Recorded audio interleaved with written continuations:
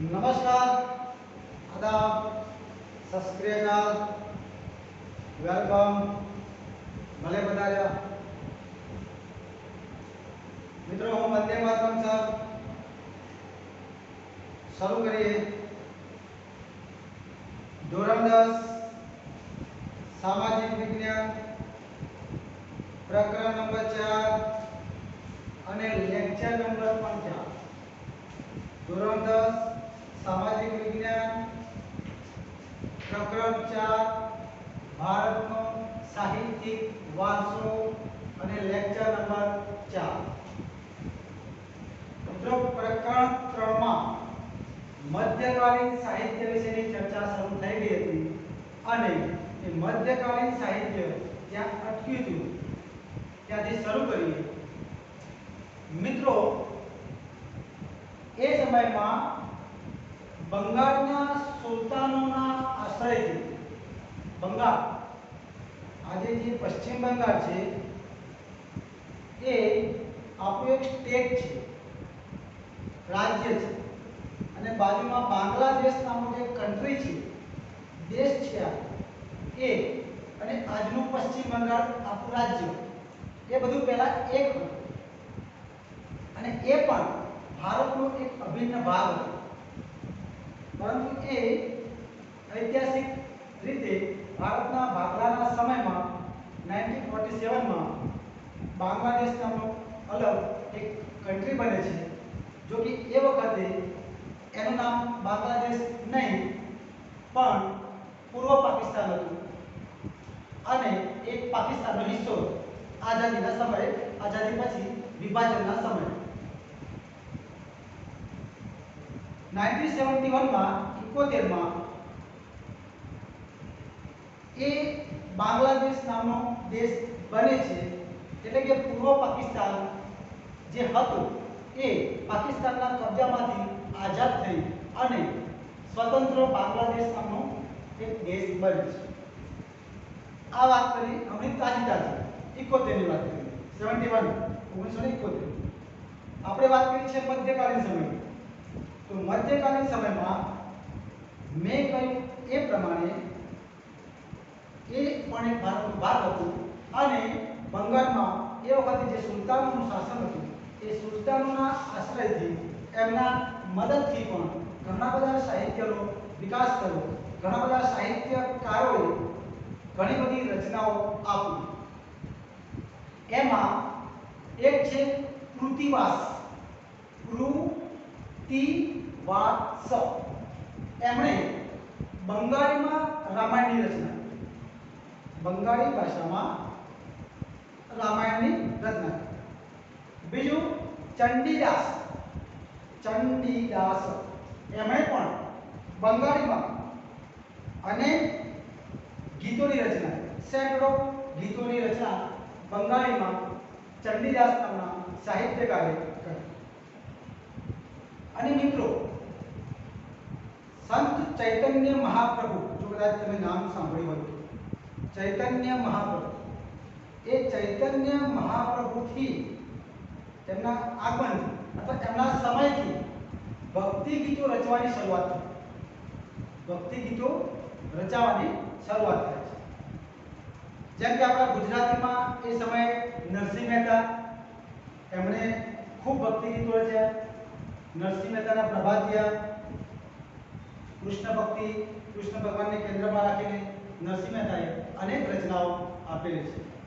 તેમના પ્રભાતિયામાં જાગને જાદવા તુજ વિના, એનમાં કોણ જાશે, હે ખૂબ પ્રભાતમાં ગવાતું પ્રભાતિયું, એવા અનેક ભક્તિ ગીતો નરસિંહ મહેતાએ આપણા ગુજરાતી સાહિત્યમાં આપ્યા। ત્યારબાદ મરાઠી ભાષામાં, મરાઠી ભાષા ગુજરાત રાજ્યમાં, હાલમાં ગુજરાત રાજ્યની દક્ષિણમાં મહારાષ્ટ્ર અને ત્યાં મરાઠી ભાષા વધારે ચલણમાં છે। તો એ સમયે મરાઠીમાં નામદેવ અને એકનાથ, નામ યાદ રાખો, નામદેવ અને એકનાથ એમણે મરાઠીમાં ભક્તિ ગીતો રચ્યા। જેમ કે ગુજરાતીમાં નરસિંહ મહેતા, મરાઠીમાં નામદેવ અને એકનાથ તેમણે ભક્તિ ગીતોની રચના કરી. બરાબર. એ સમયમાં જૈનુલ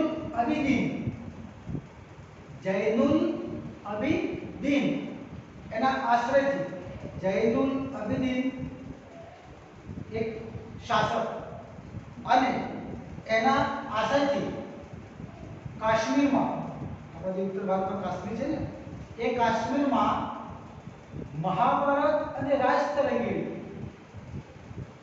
મિત્રો આપણે જાણીએ છીએ મહાભારત સંસ્કૃતમાં લખાયું છે. મહાભારત વિશ્વનો સૌથી મોટો ગ્રંથ છે. 1 લાખ એમાં શ્લોક છે. તો આ જૈનુલ અબિદીનની મદદથી કાશ્મીરની અંદર મહાભારત અને રાજતરંગીણી, કયો રાજતરંગીણી?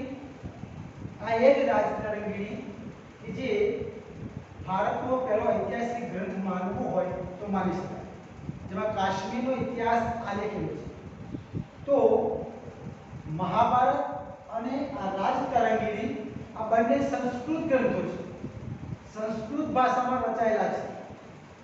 એ સંસ્કૃત ભાષામાં રચાયેલા મહાભારત અને રાજતરંગીણી આ બંને ગ્રંથોનું ફારસી ભાષામાં રૂપાંતર કર્યું, ટ્રાન્સલેટ કર્યું. કોને? જૈનુલ અબિદીન.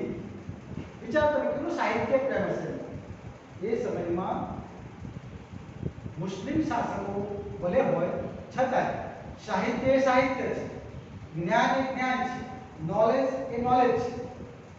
એટલે જૈનુલ અબિદીનની મદદથી કાશ્મીરમાં મહાભારત અને રાજતરંગીણી જેવા સંસ્કૃત ગ્રંથોનું પણ ફારસી ભાષામાં અનુવાદ કરવામાં આવ્યું અને એ જ્ઞાન મેળવવા માટે ફારસી ભાષા એમની ચલણની ભાષા હતી, એમની સમજની ભાષા હતી. એટલે આ જ્ઞાન સંસ્કૃતમાંથી એમની ભાષામાં રૂપાંતર કરવાનું કામ પણ આ જૈનુલ અબિદીનના સમયમાં થયું. બીજી વાત,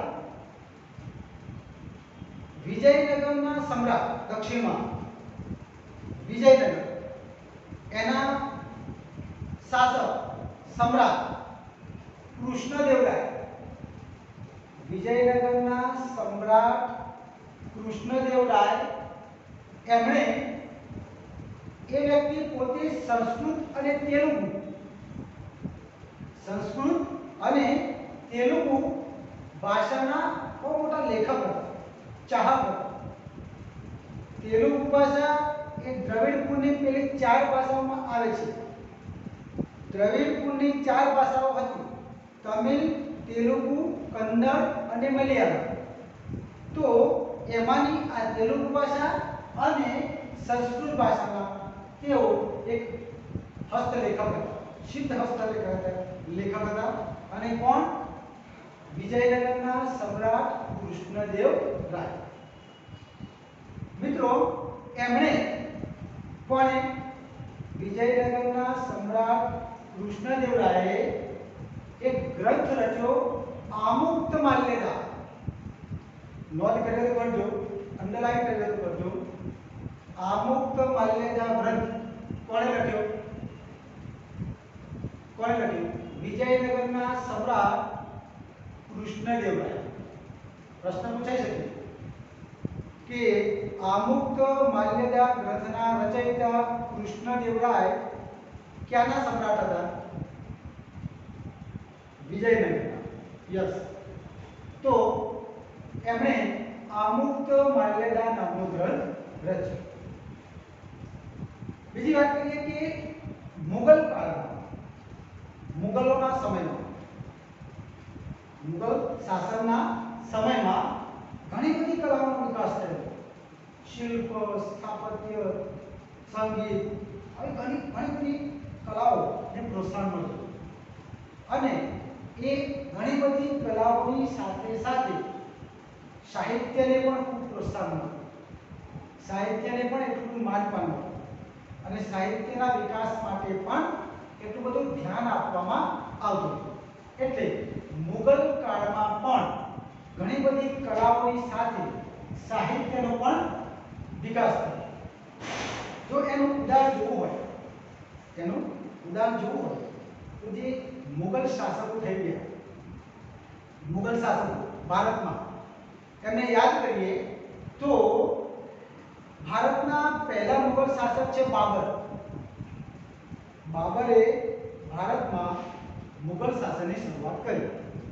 તો દેશના ભારતના પહેલા મુગલ શાસક બાબર એ તુર્કી ભાષામાં, બાબરે તુર્કી ભાષામાં તુઝુકે બાબરી એક આત્મકથા લખી. આત્મકથા એટલે શું? પોતાનું વર્ણન, પોતાના જીવનનું, પોતે જે કાંઈ છે તે, જેવા છે તે પેલા ગ્રંથમાં ઉતારવા, સાહિત્યમાં ઉતારવા. ગાંધીજીની આત્મકથા કઈ? સત્યના પ્રયોગ. સત્યના પ્રયોગ એ ગાંધીજીની આત્મકથા. તો બાબરની આત્મકથાનું નામ શું છે? તુઝુકે બાબરી. અને એ તુઝુકે બાબરી કે જે બાબરની આત્મકથા છે એનું રૂપાંતર ફારસી ભાષામાં પણ થયું. એનું રૂપાંતર ફારસી ભાષામાં થયું અને એનું નામ થયું બાબરનામા. તુઝુકે બાબરી એનું ટ્રાન્સલેટ થયું ફારસી ભાષામાં અને નામ પડ્યું બાબરનામા. લખ્યું કોણે? બાબર. ભારતનો પહેલો મુગલ સમ્રાટ કોણ? બાબર. ભારતમાં મુગલની સ્થાપના કોણે કરી? મુગલ શાસનની બાબર.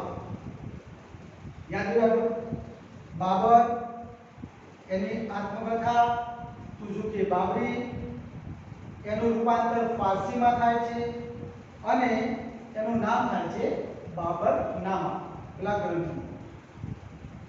બીજી વાત, હુમાયુનું નામ તમે સાંભળ્યું છે. ઇતિહાસમાં હુમાયુ વિશે તમે ભણ્યા હશે. હુમાયુની એક બહેન હતી ગુલબદન બેગમ. ગુલબદન બેગમ, કેવું સરસ નામ છે, ગુલબદન બેગમ. અને આપણા નામ કેવા? ચંચીબુન, મણિબુન, જેઠીબુન. આ તો કંઈ નામ કહેવાય? ખાલી મજાક કરી. બાબર, આગળ. બાબરની બેન, સોરી, હુમાયુની બેન, એનું નામ હતું ગુલબદન બેગમ. એણે ગુલબદન બેગમે પણ એના ભાઈ હુમાયુને કેન્દ્રમાં રાખીને એક ગ્રંથ લખ્યો હુમાયુનામા. સમજો, હુમાયુનામા કોણે લખ્યું? ગુલબદન બેગમ. ગુલબદન બેગમ કોણ હતી? હુમાયુની બેન. હુમાયુની સિસ્ટર કોણ? ગુલબદન બેગમ. ગુલબદન બેગમે કયો ગ્રંથ લખ્યો? તો હુમાયુનામા. ત્યારબાદ એક બીજો મુગલ સમ્રાટ જહાંગીર. એનું નામ પણ તમે ઇતિહાસમાં સાંભળ્યું છે, એમના વિશે પણ ભણ્યા છે. જહાંગીરે પોતાની એક આત્મકથા લખી. જહાંગીરે પણ પોતાની એક આત્મકથા લખી, તુઝુકે જહાંગીર. તુઝુકે જહાંગીર. બાબરની આત્મકથા તુઝુકે બાબરી. જહાંગીરની આત્મકથા તુઝુકે જહાંગીર. સમજો, તો જહાંગીરે પોતાની એક આત્મકથા લખી, એનું નામ તુઝુકે જહાંગીર. ત્યારબાદ જે અન્ય મુગલો આવ્યા એમાં એક ઔરંગઝેબ નામનું પાત્ર આવે છે. તો ઔરંગઝેબ પણ એક સિદ્ધ હસ્તલેખક. કદાચ ઇતિહાસમાં તેનું વર્ણન આપણને ગમે ના ગમે એવું હોઈ શકે, પણ એનો પ્લસ પોઈન્ટ એ પણ હતો કે ઔરંગઝેબ પણ એક સિદ્ધ હસ્તલેખક, સાહિત્ય પ્રેમી. ત્યારબાદ છેલ્લો મુગલ સમ્રાટ, પહેલો મુગલ સમ્રાટ બાબર અને છેલ્લો મુગલ સમ્રાટ બહાદુર શાહ જફર. બહાદુર શાહ જફર. આ બહાદુર શાહ જફર એ પણ ઉર્દુ ભાષાનો એક વિદ્વાન હતો, ઉર્દુ ભાષાનો એક મહાન કવિ. ઇન શોર્ટ કહેવાનો મતલબ કે મધ્યકાલીન સમયમાં મુગલ શાસનની અંદર પણ સાહિત્યને ઘણું બધું પ્રોત્સાહન મળ્યું અને ઘણા બધા સાહિત્યો એ સમયમાં નિર્માણ પામ્યા. મિત્રો આ જ સમયમાં આ જ યુગમાં તુલસીદાસ અને સુરદાસ, તુલસીદાસનું નામ સાંભળ્યું છે, સુરદાસનું પણ આપણે નામ સાંભળ્યું છે. તો આ જ સમયમાં તુલસીદાસ અને સુરદાસ એ હિન્દી ભાષા, આપણી જે રાષ્ટ્રીય ભાષા છે ને એ હિન્દી ભાષાના મહાન સાહિત્યકારો છે. કોણ? તુલસીદાસ અને સુરદાસ એ હિન્દી ભાષાના મહાન સાહિત્યકારો થયા. બીજા એક કવિ કેશવદાસ. હજુ તમને કહું છું, ધોરણ 10 ના એસએસ ના કુલ જે પ્રકરણ છે એમાં 4 નંબરનું પ્રકરણ ગૂંચવાડાવાળું છે. કોણે શું લખ્યું, ક્યારે લખ્યું, કઈ ભાષામાં લખ્યું, એનું નામ શું, એટલું બધું રમણ ભમણ રવૈયા જેવું થાય કે ખબર પડશે ને. તો બહુ ધ્યાન આપજો, એક એક પોઈન્ટ યાદ રાખજો, જરૂર પડે તો એને ટીક કરજો અથવા તો લખજો. ફરી વાત, કવિ કેશવદાસે એ સમયે પ્રેમ અને વિરહ, પ્રેમ જ્યાં પ્રેમ હોય ત્યાં વિરહ હોય, હા, જ્યાં મિલન હોય ત્યાં જુદાઈ હોય, મિલન હોય એટલે પ્રેમ હોય, જુદાઈ હોય એટલે વિરહ હોય. તો એવા વિષય ઉપર કવિ કેશવદાસે પ્રેમ અને વિરહના વિષય ઉપર ઘણા બધા સાહિત્યો છે. એટલે કે કવિ કેશવદાસ પ્રેમ અને વિરહના વિષય પર એક અદ્ભુત સાહિત્ય રચી શક્યા. બીજું છે રહીમ. રહીમના દોહરા, રહીમના દોહરા આજે પણ એટલા જ પ્રસિદ્ધ છે. ક્યાંક ક્યાંક આપણને આજે પણ રહીમના દોહરા ભણવામાં પણ આવે છે અને સાંભળવા પણ મળે છે. એટલે કે આજે પણ એ જીવંત છે. લખાયું તો મધ્યકાલીન સમયમાં, છતાંય આ અર્વાચીન સમયમાં આજે પણ એ જીવંત છે. મિત્રો બીજી એક વાત કે આ જ સમયમાં, આ જ પીરિયડની અંદર ફારસી ભાષામાં નોંધપાત્ર ગ્રંથો રચાય છે. નોંધપાત્ર એટલે કે એની તમારે નોંધ લેવી પડે, તમારે એની પર વિશેષ ધ્યાન આપવું પડે. તો ફારસીની અંદર એક અબુલ ફઝલ, ફારસીમાં અબુલ ફઝલ નામ યાદ રાખજો. અબુલ ફઝલે ફારસી ભાષામાં આઈને અકબરી, અકબર ધ ગ્રેટ, એક સિરિયલ હતી, અકબર એક સમ્રાટ થઈ ગયા ભારતના, એ આઈને અકબરી નામનો ગ્રંથ અને અકબરનામા આ બંને ગ્રંથો લખ્યા. કોણે? અબુલ ફઝલે. અબુલ ફઝલની બે મહાગ્રંથો, એમાં એક આઈને અકબરી અને બીજું છે અકબરનામા. આ બંને કોણે લખ્યું? અબુલ ફઝલે. કઈ ભાષામાં? ફારસી ભાષા. ભાષા ફારસી, લખનાર અબુલ ફઝલ.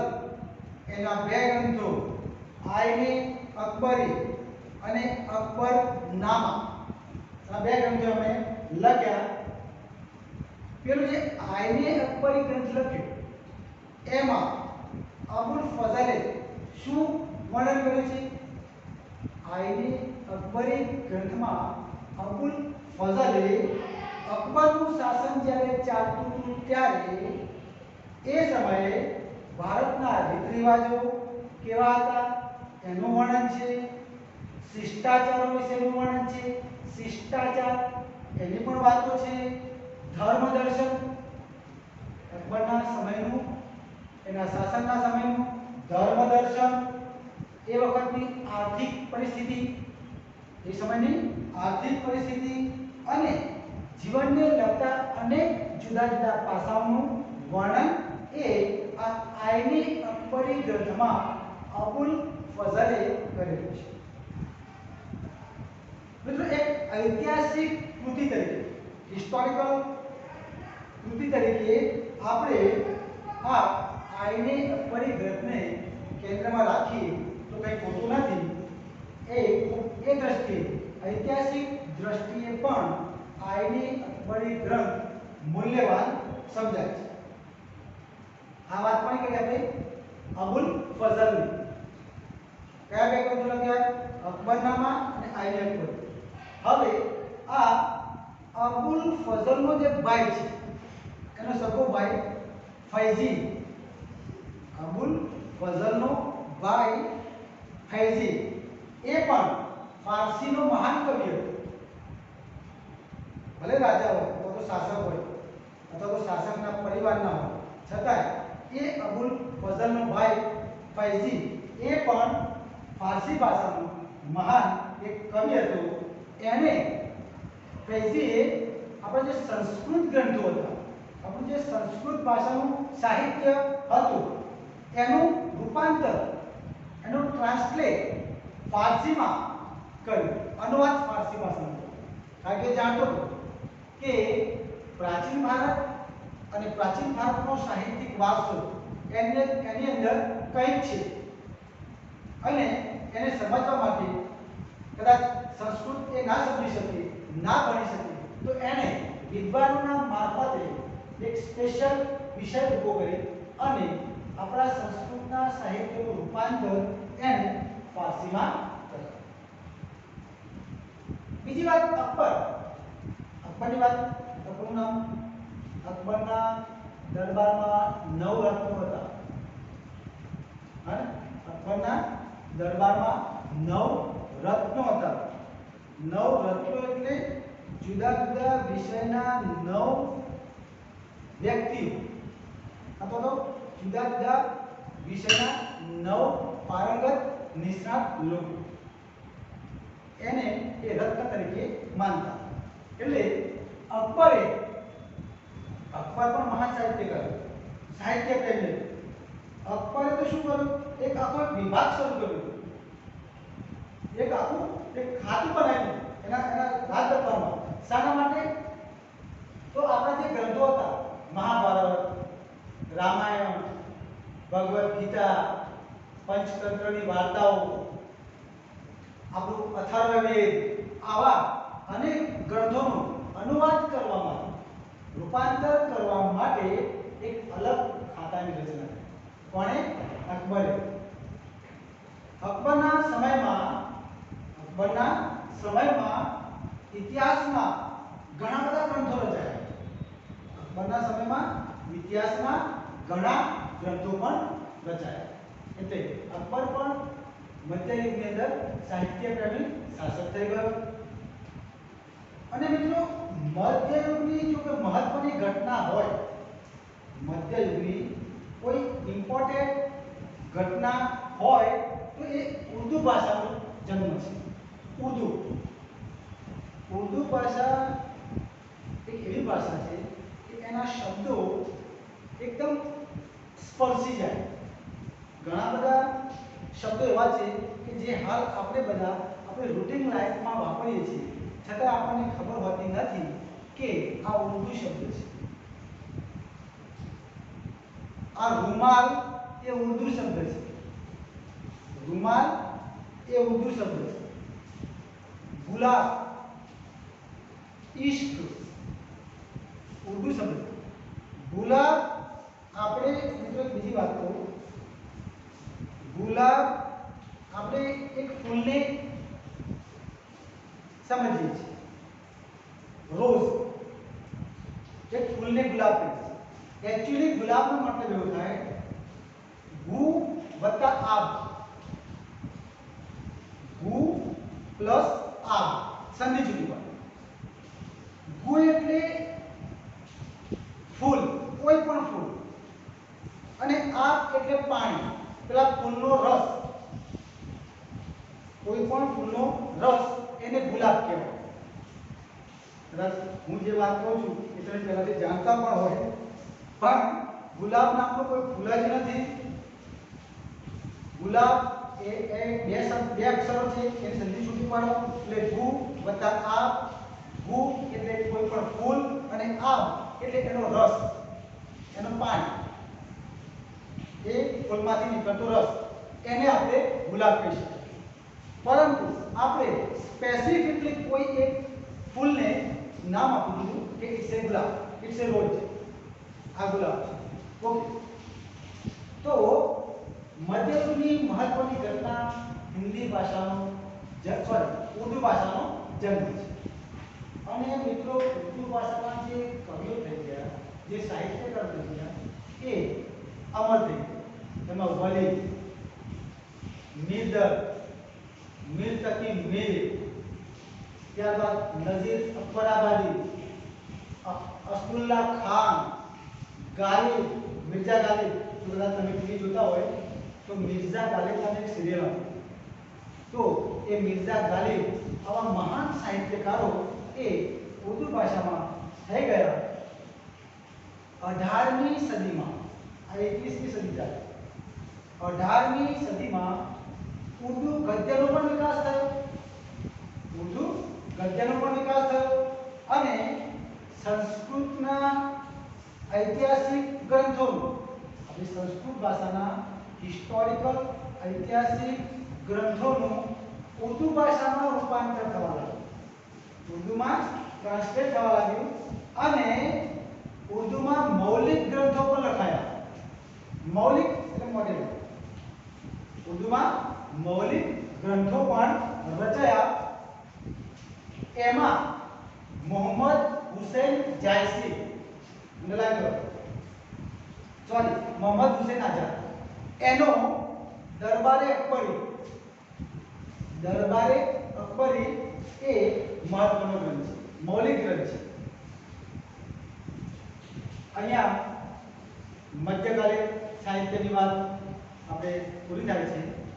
અને બીજો એક મહત્વનો મુદ્દો છે કે ભારતની પ્રાચીન વિદ્યાપીઠ, ભણવા માટેનું સ્થળ, આજે જેને આપણે સ્કૂલ કહીએ છીએ, એ વખતે વિદ્યાપીઠ કહેવાતું. અને એ સમયમાં પ્રાચીન સમયથી ભારત વિદ્યાનું કેન્દ્ર, અને દેશ વિદેશથી, દેશ પરદેશથી અનેક વિદ્યાર્થીઓ ભારતની અંદર આ વિદ્યાપીઠોમાં અભ્યાસ કરતા આવતા અને અનેક જુદા જુદા વિષયોનું જ્ઞાન પ્રાપ્ત કરી અને પરત જતા. એવી એક પ્રાચીન વિદ્યાપીઠ, એની વિશેષ ચર્ચા કરીએ તો એનું નામ છે નાલંદા, નાલંદા વિદ્યાપીઠ. મિત્રો, વિદ્યાપીઠ નાલંદા એ આજના બિહાર રાજ્યમાં છે. આજનું જે બિહાર રાજ્ય છે, लालू प्रसाद यादव जब तक रहेगा आलू तब तक बिहार में रहेगा लालू. तो बिहार में पटना जिल्लो છે અને એ પટણા જિલ્લામાં બડગામ, બડગામ નામનું એક નાનું ગામ છે.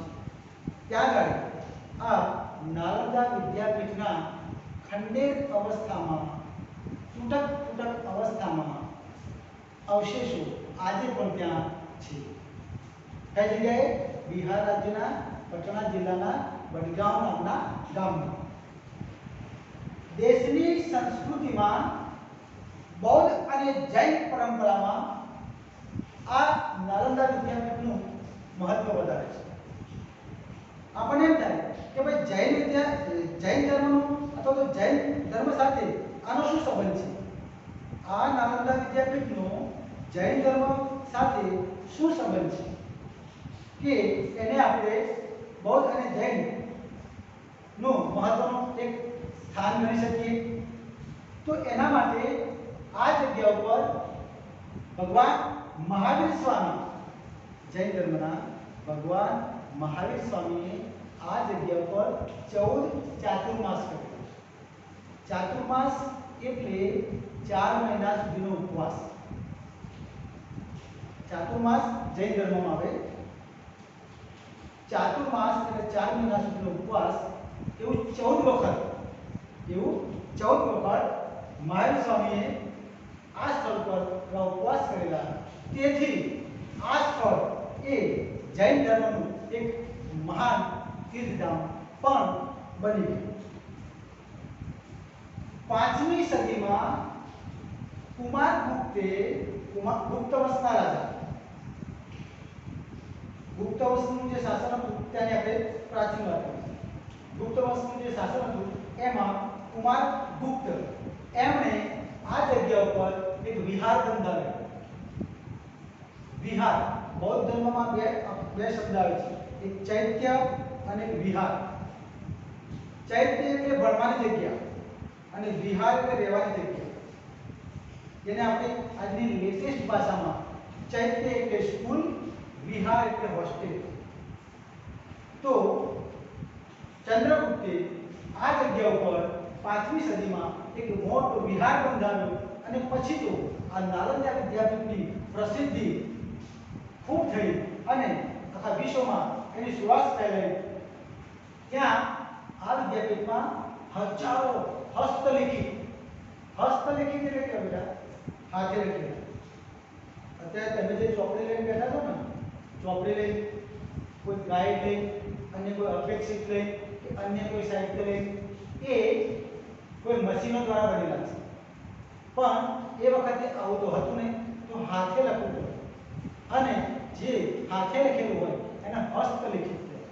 તો આ સ્થળ પર આ નાલંદા વિદ્યાપીઠની અંદર હજારો હસ્તલિખિત ગ્રંથોના ભંડારો ટકલો હતો અને એ વિશ્વવિદ્યાલય હતું અને દેશની સંસ્કૃતિનું એક તીર્થધામ. કે ભારત જુદા જુદા વિષયો માટે એ વખતે પ્રખ્યાત તો હતું, પણ અભ્યાસ માટે પણ આ નાલંદાના કારણે પ્રખ્યાત હતું. અને દેશ પરદેશથી અનેક વિદ્યાર્થીઓ અહીંયા અભ્યાસ મેળવવા માટે આવ્યા. નાલંદાનો વિદ્યાર્થી આદર્શ વિદ્યાર્થી કહેવાય. કે તમે ક્યાંથી ભણીને આવ્યા? તો કે નાલંદા વિદ્યાર્થી. એટલે લોકો એને એક અલગ દ્રષ્ટિકોણથી જુએ કે ભાઈ આદર્શ જ હોય. નાલંદા વિદ્યાપીઠમાં ભણેલો વિદ્યાર્થી એકદમ આદર્શ જ હોય, એને કંઈ કહેવાનું હોય જ નહીં. અને અહીંયા વિશ્વમાં શ્રેષ્ઠ ગણાય એવા ગ્રંથાલય. અને મિત્રો, આ નાલંદા વિદ્યાપીઠમાં વિશ્વમાં શ્રેષ્ઠ ગણાય એવા શું હતા? ગ્રંથાલય એટલે કે લાઇબ્રેરી. એને આપણે લાઇબ્રેરી એટલે પુસ્તકાલય. એવા શ્રેષ્ઠ પુસ્તકાલયો હતા. અહીંયા દેશ પરદેશમાંથી વિદ્યાર્થીઓ અભ્યાસ કરવા અને સંશોધન કરવા માટે પણ આવતા હતા. સંશોધન કરવું એટલે રિસર્ચ કરવું, એ કામ માટે પણ અનેક વિદ્યાર્થીઓ અહીંયા આવતા હતા. અહીંયા 7 મોટા ખંડો, મોટા 7 ખંડો અને અભ્યાસ માટે 300 રૂમો. અને વિચારો 300 રૂમ હોય એ કેટલું મોટું કહેવાય, એનું ક્ષેત્રફળ કેવું મોટું છે. તો વિદ્યાર્થીઓને ભણવા માટેના 300 રૂમો હતા, 300 ખંડો હતા અને 7 મોટા હોલ હતા. વિદ્યાર્થીઓને રહેવા માટે, સ્ટુડન્ટોને રહેવા માટે અહીંયા મઠ હતા. મઠ વિદ્યાર્થીઓને રહેવાની વ્યવસ્થા એટલે મઠ. અને એના નિર્વાહ માટે, વિદ્યાર્થીઓને નિર્વાહ માટે અનેક ગામો દાનમાં મળેલા. દાનમાં અનેક ગામો મળેલા. શ્રેષ્ઠીઓ અને દાતાઓ તરફથી અનેક દાન પણ આવતા. અને એ આવકમાંથી ત્યાં ભણતા વિદ્યાર્થીને ભોજન, વસ્ત્રો, અન્ય શૈક્ષણિક સાધનો અને બીજી કોઈ પણ જરૂરી ચીજ વસ્તુઓ એને વિના મૂલ્યે આપવામાં આવતી. વિદ્યાર્થી માત્ર હાથ પગને હૈયું લઈને જ આવે, બધું જ ત્યાં ફ્રી, બધું જ મફતમાં. અને શ્રેષ્ઠ જ્ઞાન પણ ત્યાં મળતું. અને મિત્રો, એનો જે ગ્રંથાલય વાળો જે વિસ્તાર હતો એને ધર્મગંજ કહેવાય. આ પૂછાઈ જાય કે નાલંદાની અંદર, નાલંદા વિદ્યાપીઠમાં ગ્રંથાલય વાળો વિસ્તાર કયા નામે ઓળખાતો? ધર્મગંજ. યાદ રાખજો, ધર્મગંજ. ઈસુની 5મી સદીથી શરૂ કરી 11મી સદી સુધી, ઈસુની 5મી થી લઈ 11મી સદી સુધી આ નાલંદા વિદ્યાપીઠ શિક્ષણના સર્વોચ્ચ સ્થાને હતું. શિક્ષણના સર્વોચ્ચ સ્થાને હતું. મિત્રો 7મી સદીમાં ચીની મુસાફર યુએન સમ અહીંયા આવેલા અને તેઓ જ્યારે પરત ફર્યા ત્યારે આ વિદ્યાલયમાંથી 657 હસ્તલિખિત ગ્રંથો એમની સાથે ચીન એમના દેશમાં લઈ ગયા. એટલે કે અહીંનું જ્ઞાન ચીન લઈ ગયા. કોણ? યુએન સમ 7મી સદીમાં કેટલા ગ્રંથો લઈ ગયા? 657. મિત્રો હાલમાં એટલે કે આજે તો આ મહાન વિદ્યાપીઠના ખંડેરો જ માત્ર છે. તૂટેલા પથ્થરો અને એક જર્જરિત અથવા તો બિનઉપયોગી જેને કહી શકાય એવી તેની એક હાલત છે. ખંડેર અવસ્થામાં એ હાલમાં છે આ વિદ્યાલય. છતાંય એને આપણે જ્યારે જોઈએ તો દેશની ભવ્ય સંસ્કૃતિની એક ઝાંખી આપણને થાય છે અને એના પ્રત્યે એક અલગ અહોભાવ, અલગ એક લાગણી, અલગ એક પ્રેમ અને અલગ એના પ્રત્યે એક આદર જન્મે છે. તો મિત્રો આ હતું એક નાલંદા વિદ્યાપીઠ કે જે પ્રાચીન ભારતની અંદર ભારતને વિશ્વના ફલક સુધી પહોંચાડવામાં એનું બહુ મોટું યોગદાન છે. આ નાલંદા વિદ્યાપીઠની વાત અહીંયા પૂરી થાય. બીજી વિદ્યાપીઠો છે એની ચર્ચા આપણે આવનારા લેક્ચરમાં કરીશું. અત્યારે એ વાત પૂરી કરીએ, જુદા પડીએ. ફરીવાર મળવા માટે આવજો. Bye bye. વંદે માતરમ.